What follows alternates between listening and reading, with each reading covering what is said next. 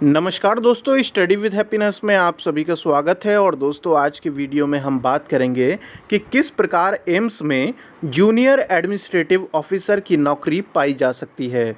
दोस्तों, अगर आप हमारे चैनल पर नए हो तो चैनल को सब्सक्राइब कर सकते हैं, जिससे कि गवर्नमेंट जॉब से रिलेटेड इन्फॉर्मेशन आपको हमारे चैनल के माध्यम से मिलती रहे।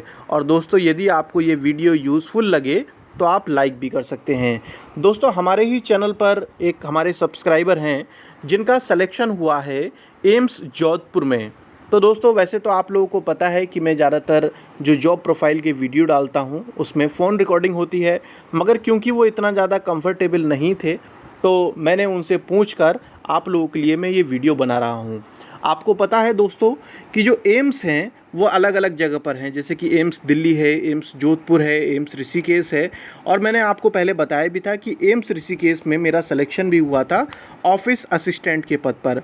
ऑफिस असिस्टेंट जो दोस्तों पद है वो 4200 ग्रेड पे का है। और अब जो ये पद है उसका नोमेनक्लेचर चेंज कर दिया गया है, तो इसे अब बोला जाता है दोस्तों junior administrative officer. 4200 grade pay की नौकरी है। इसकी योग्यता होती है दोस्तों सिंपल ग्रेजुएशन। तो ये मान लीजिए कि साधारण स्नातक होने के बावजूद भी आप मेडिकल फील्ड में जा सकते हैं, मगर आपका जो काम है वो एक तरीके से प्रशासनिक होने वाला है।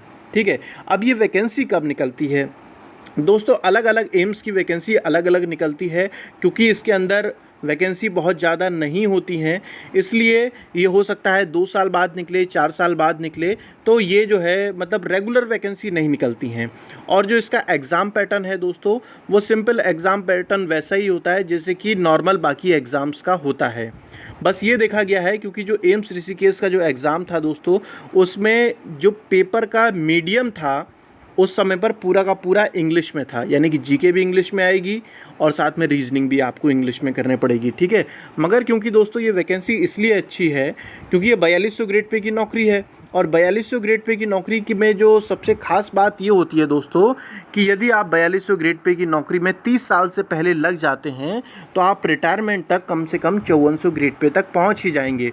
उसका कारण ये है कि आपको हर 10 साल बाद एमएससीपी मिलती है। एमएससीपी का मतलब ये होता है कि 10 साल बाद 4200 से आप 4600 हो जाएंगे, 4600 से 4800 और 4800 से 5400। और 5400 ग्रेड पे दोस्तों ये मान लीजिए कि यूपीएससी से जो भी क्लास 1 ऑफिसर लगते हैं उनकी जो स्टार्टिंग सैलरी होती है वो 5400 ग्रेड पे होती है। तो मैं तो ये कह रहा हूँ जो सबसे वर्स्ट कंडीशन होगी जब आपका प्रमोशन होता ही नहीं है। मगर दोस्तों इसमें अगर हम आगे बात करें तो जूनियर एडमिनिस्ट्रेटिव ऑफिसर से जो है असिस्टेंट एडमिनिस्ट्रेटिव ऑफिसर होगा, फिर सीनियर एडमिनिस्ट्रेटिव होगा। तो इस तरीके का इसका प्रमोशन चैनल है। मगर क्योंकि ऊपर की जो पोस्टें हैं दोस्तों वो इतनी ज़्यादा नहीं होती, पोस्टें कम होती हैं, इसलिए प्रमोशन जो है वो थोड़ा धीरे धीरे ही होता है। बात करें यदि हम जॉब प्रोफाइल की, तो जॉब प्रोफाइल क्योंकि जैसे कि प्रशासनिक काम है तो इतना ज़्यादा वर्कलोड नहीं रहता है, मीडियम वर्कलोड है। यहाँ पर रहकर आप अपने फर्दर स्टडी भी कर सकते हैं। और जैसा उन्होंने मुझे और जानकारी दी है कि मतलब जॉब जो है वो सूटेबल है और आगे भी आप स्टडी इसमें कर सकते हैं। दोस्तों, एक फ़ायदा है जो कि इसी नौकरी में आपको मिलेगा अगर आप मेडिकल क्षेत्र में होंगे, अदरवाइज़ किसी और में नहीं मिलेगा। आप यहाँ पर बेसिक सैलरी देख पा रहे होंगे 35,400, जो कि दोस्तों होती है ये आपके, अगर आप मान लीजिए 4200 ग्रेड पे में कहीं पर भी लगें, चाहे सेंट्रल गवर्नमेंट में, स्टेट गवर्नमेंट में या कहीं पर भी, तो बेसिक आपकी बराबर होती है, यानी कि 35,400। इसके अलावा डीए मिलेगा, टीए मिलेगा। टीए बोलते हैं दोस्तों ट्रांसपोर्टेशन अलाउंस। ये भी सिटी पर डिपेंड करता है। यदि आप दिल्ली में होंगे तो यही जो टीए है वो 1800 ना मिलकर ये 3600 मिलेगा। और फिर उसके ऊपर एक डीए मिलता है, फिर एचआरए है दोस्तों।